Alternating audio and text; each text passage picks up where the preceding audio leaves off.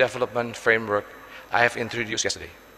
The 5 Ps: peace, prosperity, people, planet, and partnership. As we are pass the baton to India, this framework will remain relevant in advancing global priorities and generating impact beyond G20 countries. In closing, I would like to thank you once again for a chance to report on B20 Indonesia's efforts, and I would like to express my heartiest thanks to all those who have participated in the B20 process throughout the year. Gotong Royong and Bhinneka Tunggal Ika have made this year's B20 Summit a success.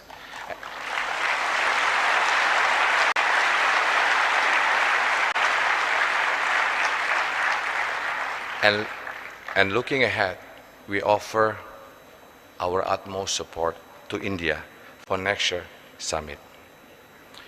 Also, we'd like to thank you. Together is a partnership between me and Sinta and everyone at Kadin and all the stakeholders of Indonesia and also the participants of the B20. We, the B20 Indonesia, stands with the G20 to advance innovative, inclusive, and collaborative growth. Let's recover together. Let's recover stronger. Thank you.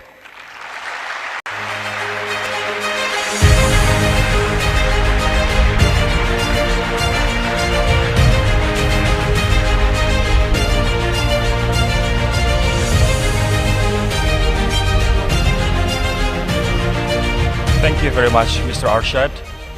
Ladies and gentlemen, to continue with our session, please allow me to present a video on the B20 market achievements and highlights of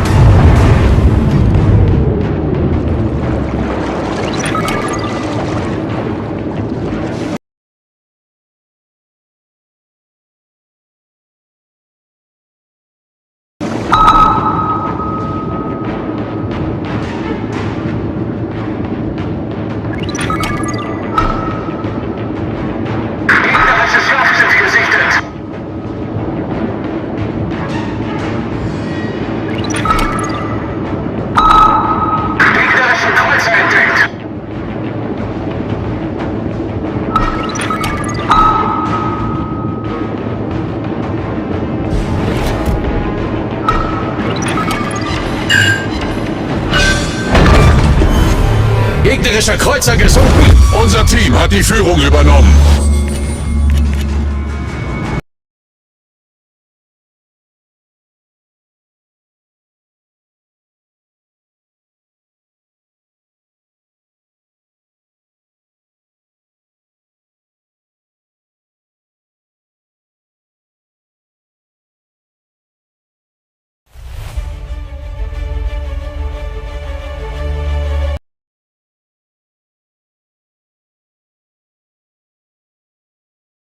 The G20, mandated to cultivate private sector-led transformation to enable the G20 economies to recover together and recover stronger.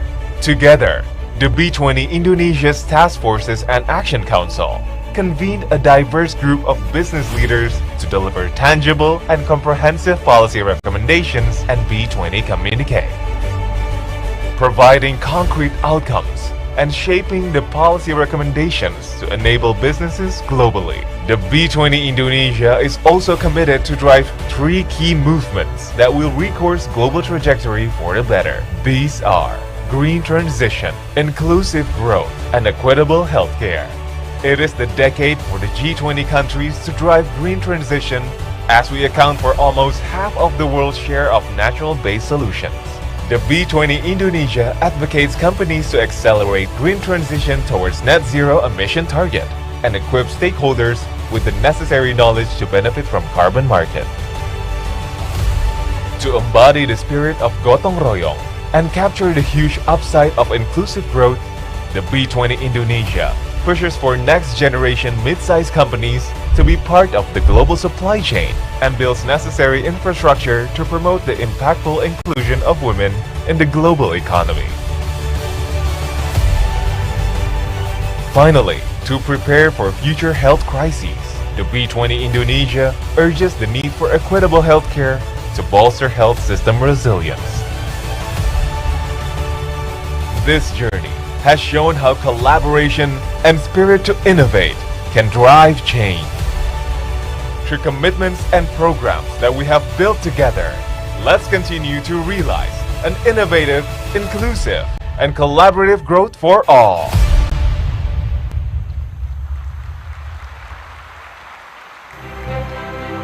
Distinguished guests, ladies and gentlemen, our next agenda will be the speech by the G20 leader with the main theme of building a strong and resilient economic recovery strategy of all. Please welcome the Prime Minister of Australia, His Excellency, Mr. Anthony Albanese.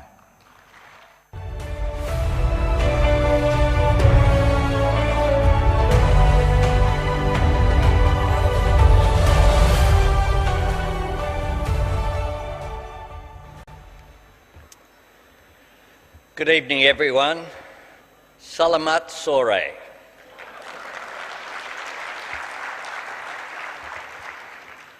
I'm absolutely delighted to be here with you in Bali, and I particularly want to acknowledge my friend, President Widodo. It is great to be back in Indonesia and to congratulate President Widodo and his team for hosting what will be a very successful G20 meeting following what has been a successful hosting of the B20 here today. I do want to thank the Indonesian Chamber of Commerce and Industry, Kadin, including its chairperson and host of the B20, Pak Asad, and chair of the B20, Ibu Shinta, for bringing us together, and I thank you for your addresses here this evening. President Widodo has once again shown us enormously kind hospitality. This is my 7th official visit to Indonesia and my 2nd as Prime Minister.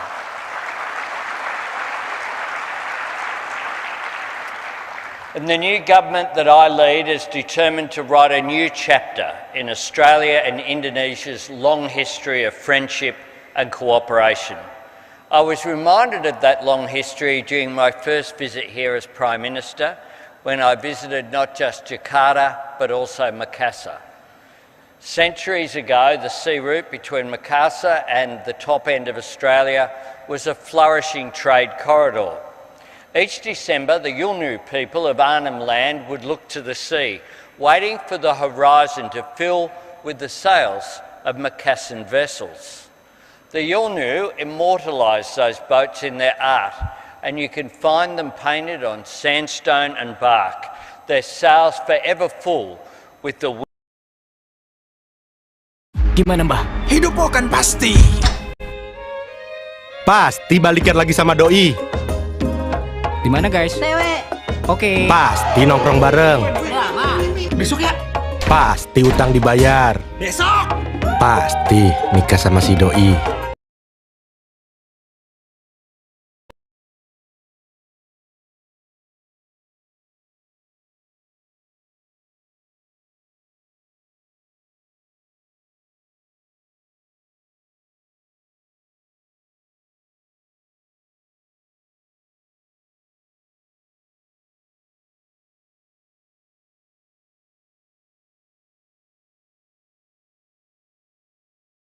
The wind that brought them across the sea. The relationship between the Macassan seafarers and First Nations people of Australia was built around trade, but it was also built around mutual respect. It was a relationship of equals that set the template for the people-to-people contact that has always been at the very heart of Australia's relationship with the people of Indonesia.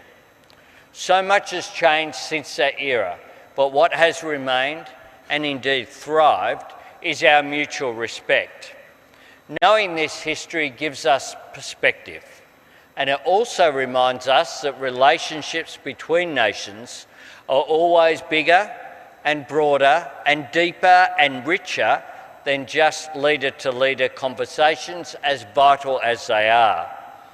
That's why when I came to Indonesia in June, I was joined by a large delegation of government ministers and senior business leaders, the head of the Business Council of Australia, who's with us again this evening, the CEO of the Commonwealth Bank and representatives of major companies such as Wesfarmers, Fortescue, BlueScope, Sun Cable and Thales.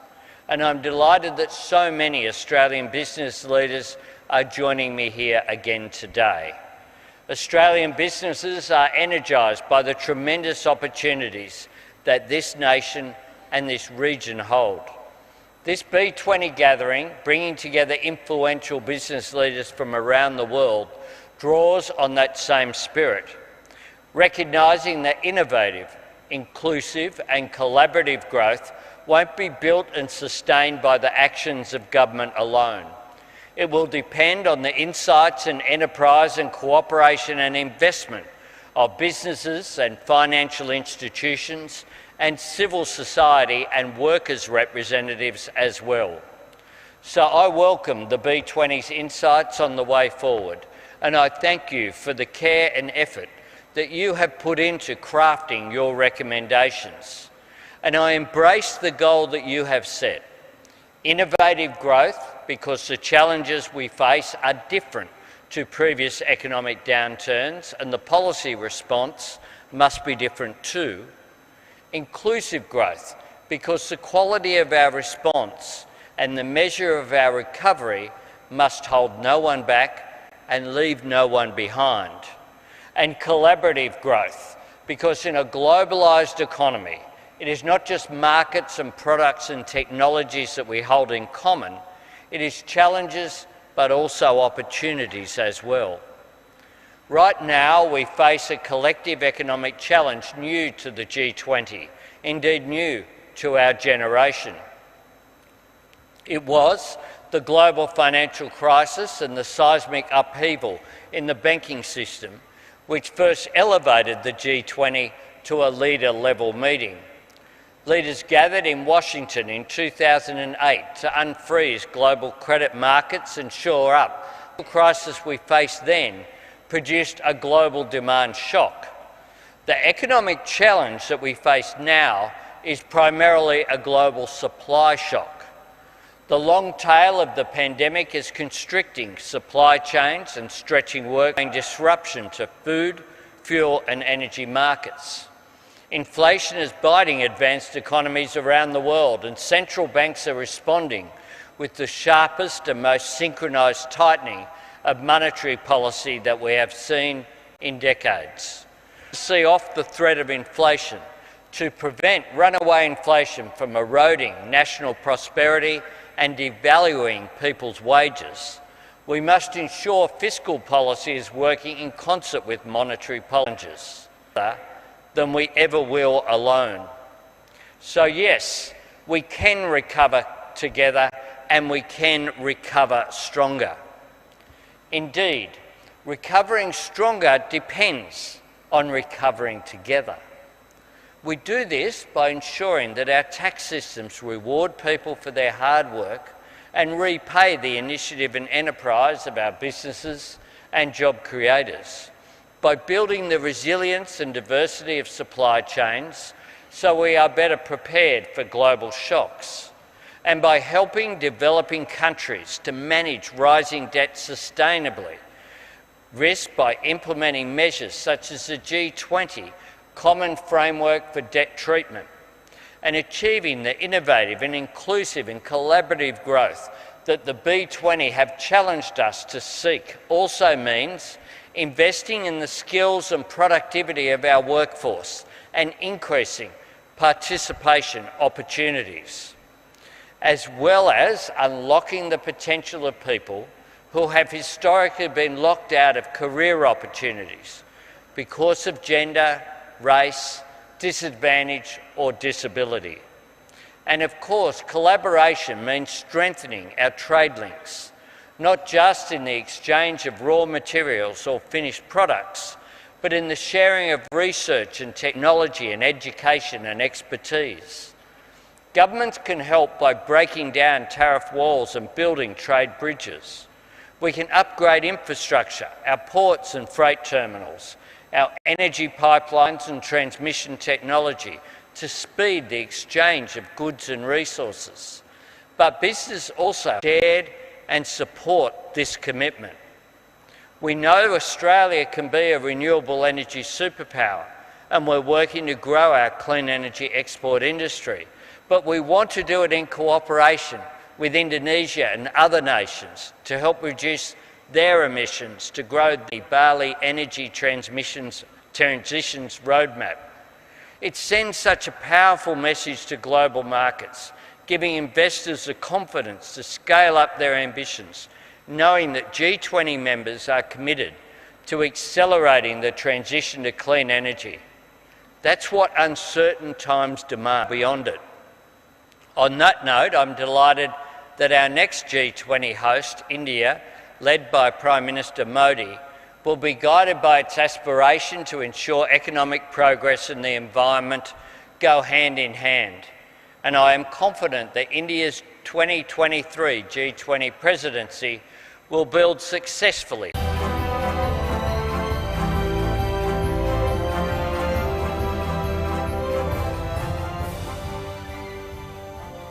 Thank you, Your Excellency. Ladies and gentlemen, we will now proceed to our next ceremony, which is the B20 Presidency Handover.